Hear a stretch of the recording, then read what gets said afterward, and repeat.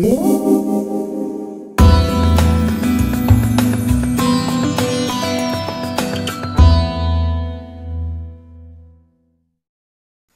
my name's Bill. Welcome back to Pause. You remember that V8 commercial? Well, there's been a lot of them. Come to think of it, that's right. I could have had a V8. That's called Retrospect.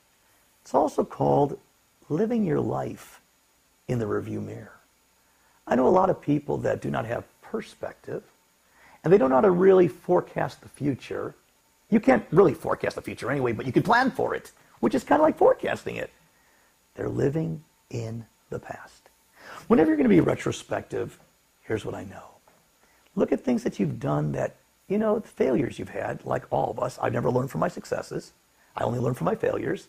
And as John Maxwell says, whenever you fail, fail forward. As long as you're down there, pick something up. Learn something. Be retrospective, not to beat yourself up, but to learn from the experience. Whenever you're whenever you're being retrospective, look back and say, that's how I succeeded. Let's replicate that behavior. Whenever you look backwards, say, that was a great idea. Now, how can I build on it moving forward from the present to the future?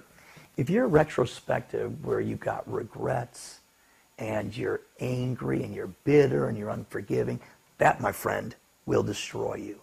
The only time you look to the past is to celebrate.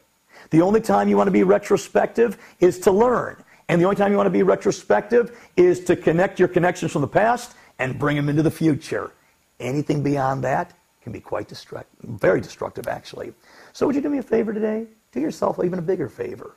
Pause, reflect, and learn about being, in a healthy way, retrospective.